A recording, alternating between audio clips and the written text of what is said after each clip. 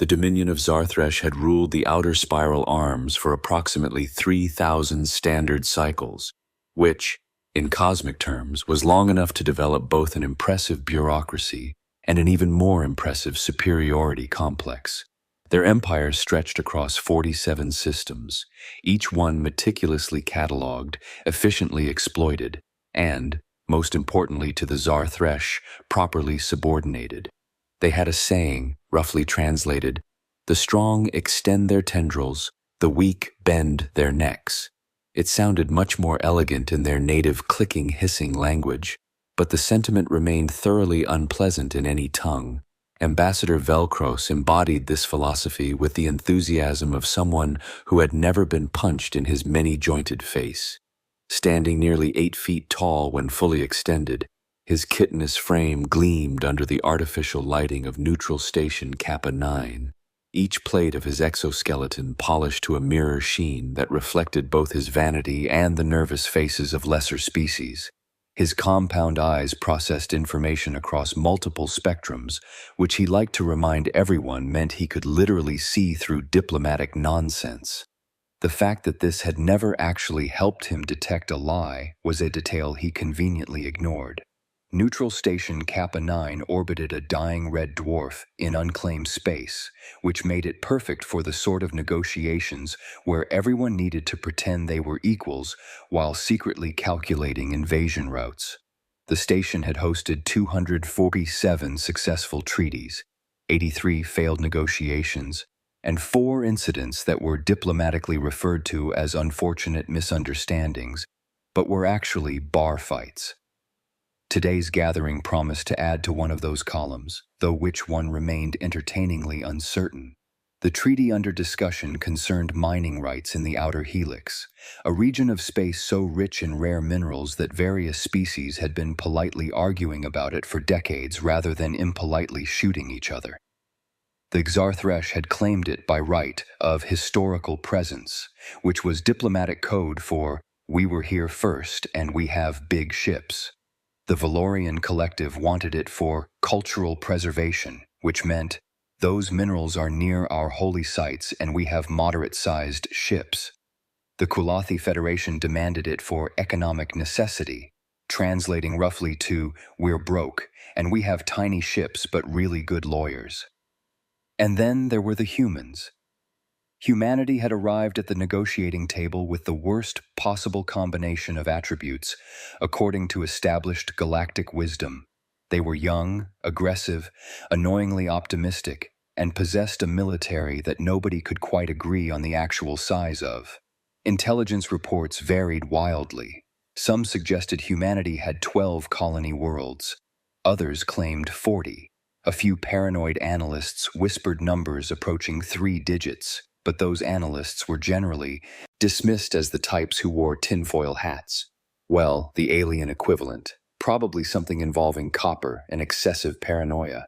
Ambassador Vel'kros regarded the human delegation with the kind of disdain usually reserved for something stuck to one's shoe.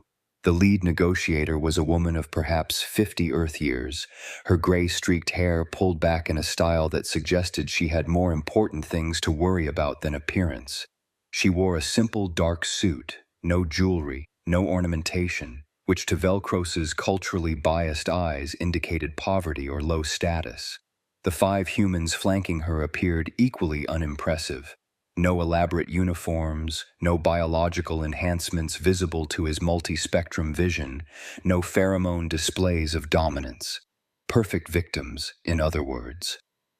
"The Dominion's position remains unchanged," Vel'kros announced, his translator converting his clicks and hisses into flat galactic standard. "The outer helix territories fall within our sphere of influence. We are willing to grant mining licenses to approved parties, with appropriate royalties directed to our treasury. 60% seems reasonable." The Valorian ambassador, a floating jellyfish-like creature suspended in an anti-gravity field, pulsed an angry purple. The Kulathi representative, a small, furry being who resembled an otter that had been hit by a shrink ray and then given an MBA, chittered something that the translator diplomatically rendered as unacceptable. The human ambassador simply smiled. It was not a particularly warm smile. "Ambassador Vel'kros, merci," she said, her voice carrying the flat affect of someone terminally unimpressed. "Humanity's survey data indicates that the outer helix was uninhabited when your empire established its first outpost there 847 standard cycles ago. We have mining operations that predate your claim by at least 15 cycles." Vel'kros's mandibles clicked in what might have been laughter. "Impossible. Humanity only achieved faster-than-light travel 93 cycles ago. Your own records confirm this." "Our official records," the human corrected, still smiling that unsettling smile.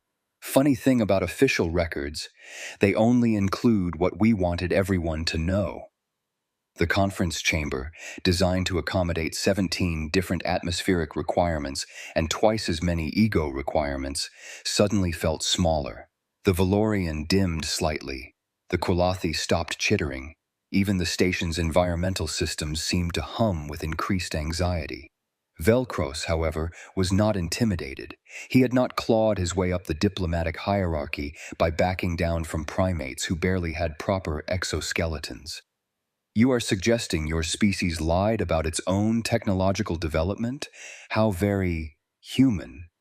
He managed to inject remarkable contempt into that last word. "We prefer to think of it as strategic information management," the human replied. "But yes, we lied. We lie quite a lot, actually. It's practically a cultural pastime." The negotiation had been grinding along these rails for 6 standard hours. Vel'kros had expected the humans to fold within 2, perhaps 3 if they were stubborn.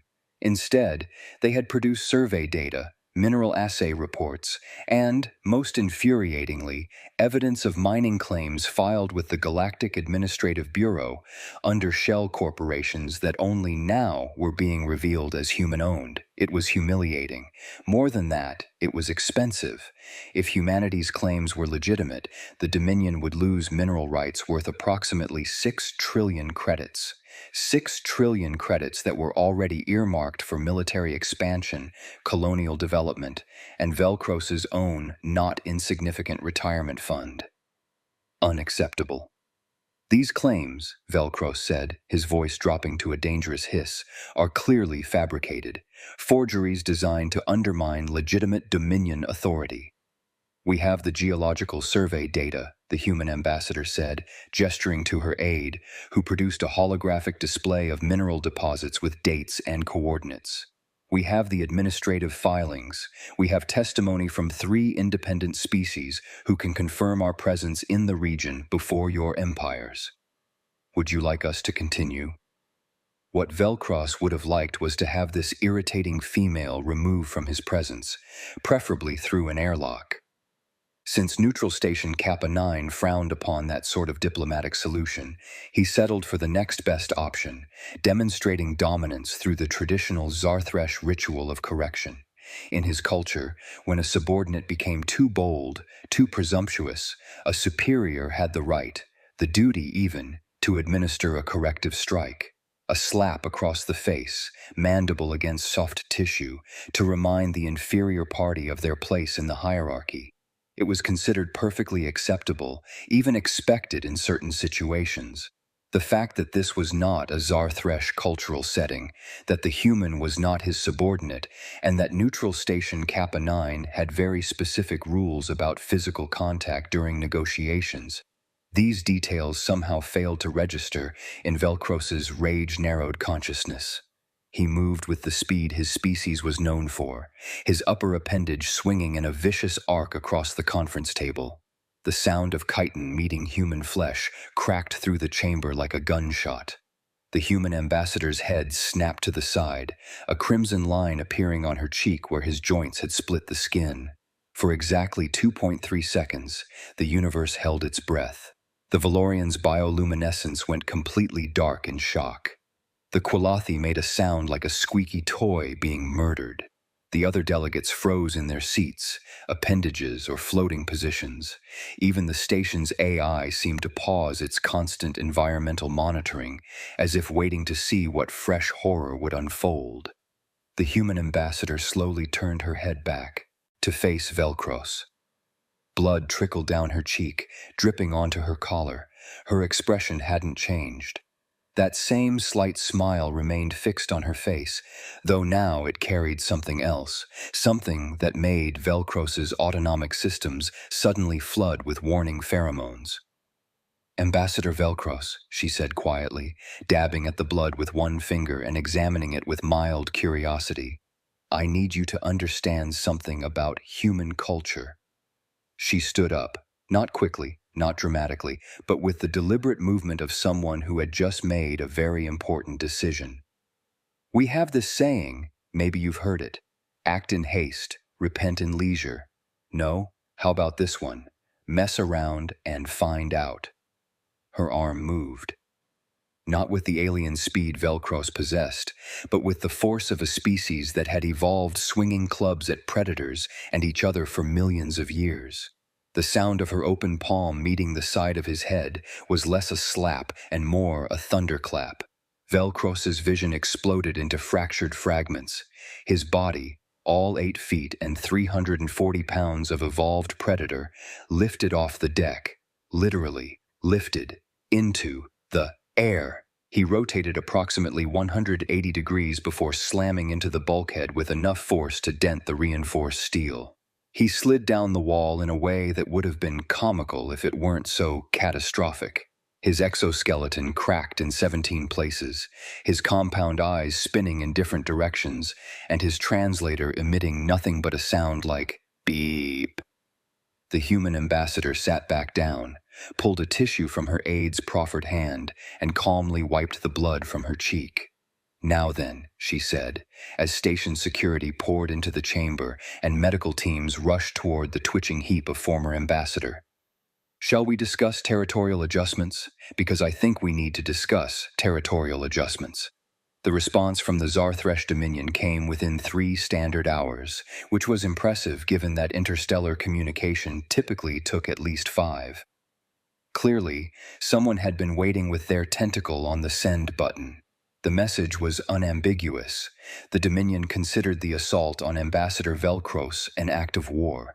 They demanded immediate arrest and extradition of the human ambassador, reparations totaling 50 trillion credits, and complete human withdrawal from all disputed territories. They gave humanity 6 standard hours to comply. Humanity's response came in 2 parts. The first part was verbal and delivered by the human ambassador herself, who had declined medical treatment and instead requested a direct channel to the Dominion's High Council. Her statement lasted 45 seconds and included several terms that the translator struggled with before eventually rendering them as anatomically creative suggestions. The second part was more substantive. 17 human warships decloaked in orbit around Xar'thresh Prime, the Dominion's homeworld. Not near it, around it. They had been there the entire time, hidden by stealth technology that apparently made a mockery of every known detection system. Each ship was roughly twice the size of the Dominion's largest dreadnought, and according to the panicked sensor readings, each one was charging weapons that made the Xar'thresh arsenal look like children's toys. A follow-up message from the human diplomatic corps arrived simultaneously at every embassy, every station, every major government in known space. It included 3 items. 1, a complete breakdown of humanity's actual military capacity, which turned out to be somewhere between concerning and how did we not notice this? 47 colony worlds, 600 military vessels. Weapons technology that was approximately 15 to 20 years ahead of current galactic standard. An economy that ranked in the top 5 of known space. 2, a detailed historical record of human expansion, complete with timestamps, coordinates, and evidence that humanity had been very quietly, very carefully, spreading across the galaxy while everyone else had been busy dismissing them as aggressive but ultimately harmless newcomers. 3, a revised map of the outer helix territories with new borders marked in cheerful blue. Approximately 40% of what the Dominion had claimed was now shaded in human colors.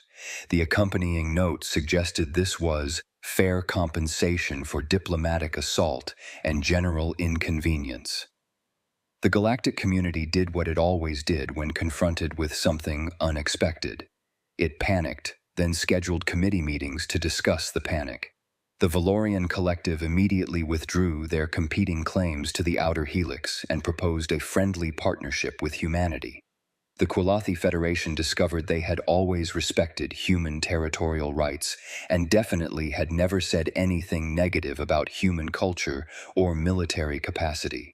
The Andromedean Consortium, which had been considering a territorial dispute with humanity over a minor system, suddenly remembered they had important business elsewhere in the galaxy.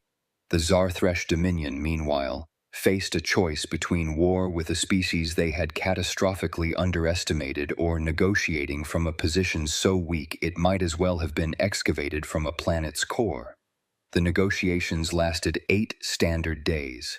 By the end, the Dominion had agreed to recognition of all human territorial claims in the Outer Helix, reparations to humanity totaling 20 trillion credits for diplomatic misconduct and the attempted humiliation of a human representative, complete demilitarization of 17 border systems, acceptance of human military observers at all Dominion shipyards for the next 50 standard cycles, public apology delivered by the High Council to be broadcast across all known communication networks. Ambassador Vel'kros, having recovered enough to understand the magnitude of what his slap had cost his people, submitted his resignation from his medical pod. It was accepted with a speed that suggested it had been pre-drafted. His replacement in diplomatic circles was a young Xar'thresh who had written her graduate thesis on human cultural practices and had repeatedly warned her superiors about underestimating the species. She was suddenly very popular at parties. The human ambassador, whose name was Commander Eliza Martinez, though nobody had bothered to use it much before the incident, became something of a legend. The recording of her slap, captured by station security feeds, circulated through the Galactic Information Network with the virality of a really good cat video. Diplomatic channels that had previously dismissed human communications now responded within minutes. Trade agreements suddenly became much more favorable. Border disputes resolved themselves with remarkable speed. The official Galactic Council report on the incident, after being rewritten 6 times and argued over for 3 months, concluded that both parties had engaged in culturally inappropriate behavior and recommended improved cross-species sensitivity training. Everyone agreed this was a very balanced and wise conclusion that addressed the core issues while offending nobody.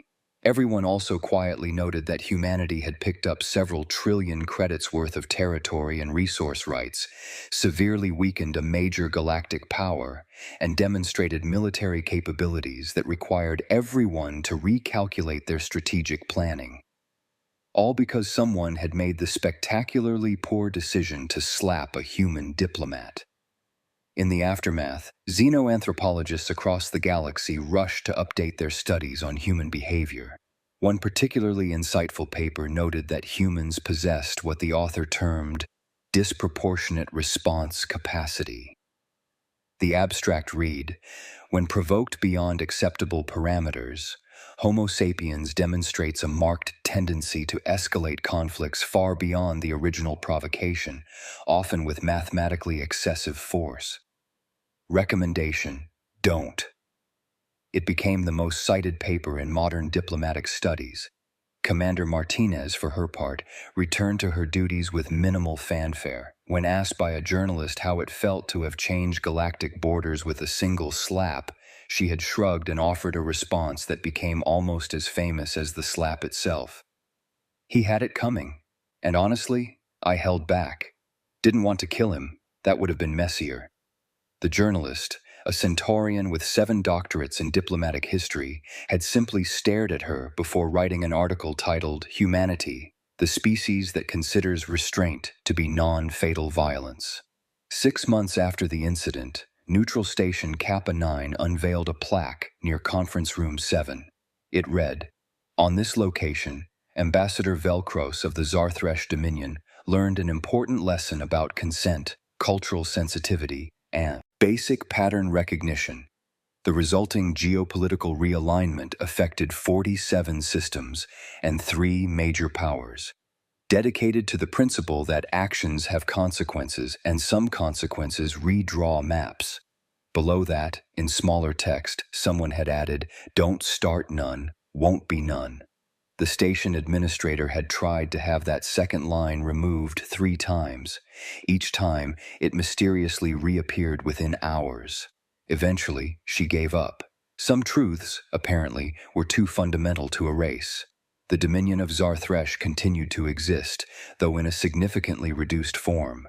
They focused their energies on internal development, cultural preservation, and staying very far away from humanity. Their new diplomatic training program included a mandatory course titled Reading the Room: Why Assumptions Will Kill You. Ambassador Vel'kros's slap was used as the primary case study in what not to do. Humanity, meanwhile, settled into their new territories and continued the grand human tradition of being underestimated right up until the moment they weren't. Other species learned to pay attention when humans smiled that particular smile, the one that suggested they were currently calculating force vectors and political consequences. The galaxy had been operating under certain assumptions for thousands of years. Assumptions about power, about hierarchy, about which species deserved respect, and which ones could be safely dismissed. Those assumptions had been built on incomplete information, cultural bias, and the kind of institutional arrogance that comes from never being seriously challenged. Then a Xar'thresh ambassador had raised his hand in anger, and a human ambassador had raised hers in response, and somewhere between those two gestures, the galactic order had shifted on its axis. It turned out that respect, like gravity, was a force that needed to be carefully calculated. Miscalculate gravity, and you crashed your ship into a planet. Miscalculate respect, and you crashed your entire civilization into irrelevance.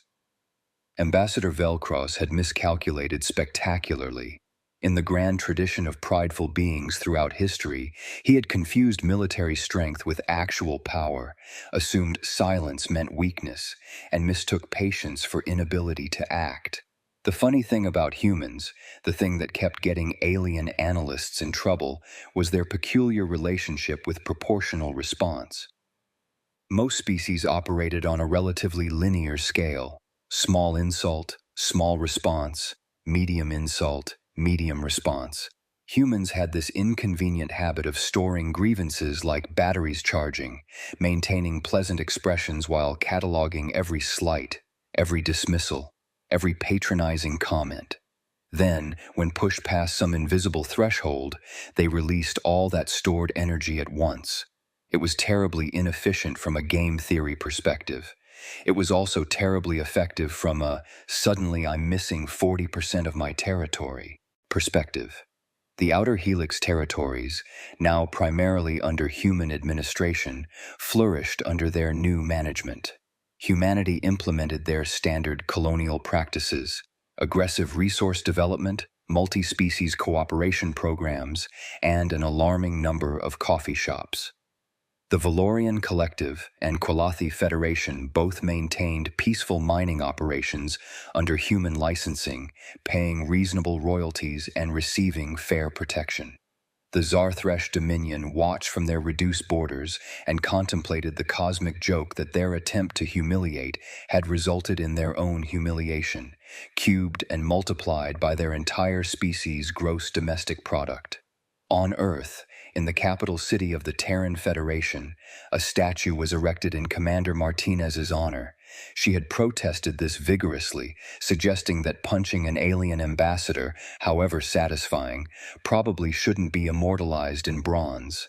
The sculptor had ignored her complaints and captured her mid-slap, arm extended, expression calm, with an inscription at the base: Proportional Response, 2247.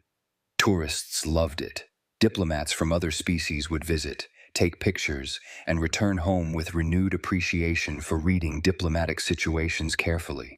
A few would reach out and touch the bronze hand, as if some of that legendary force might transfer through metal. It became good luck among human diplomats to visit the statue before difficult negotiations. Touch the hand. Remember that sometimes the best diplomacy was knowing exactly how hard to hit and being willing to follow through. The galaxy adjusted to its new reality. Trade routes were redrawn, alliance structures shifted. The Galactic Council added 3 new human representatives and tried very hard to be accommodating. Military analysts across known space updated their threat assessments, bumping humanity from monitor with casual interest to monitor with intense paranoia and possibly therapy. And in Conference Room 7 on Neutral Station Kappa 9, negotiations continued under new protocols. Rule 1, keep hands to yourself. Rule 2, seriously keep your hands to yourself. Rule 3, if you forget rules 1 and 2 around humans, update your will first. The universe, as it turned out, was a place where actions had consequences, where assumptions could be expensive, and where sometimes the smallest gesture could redraw the biggest borders. Vel'kros had wanted to demonstrate hierarchy through a slap. Commander Martinez had demonstrated it right back. The difference was, her demonstration came with territorial adjustments, economic reparations, and a fundamental reordering of galactic power structures. Some species learned from this. Others were presumably still processing the data, running simulations, trying to understand how a single moment of violence could cascade into geopolitical revolution. Humanity, meanwhile, went back to being underestimated. Just a little less than before. Just enough to keep things interesting. After all, they had a reputation to maintain, borders to administer, and coffee shops to build. And if anyone else felt the need to demonstrate their superiority through physical violence, well, the galaxy now knew exactly how that would work out. Spoiler alert, not well.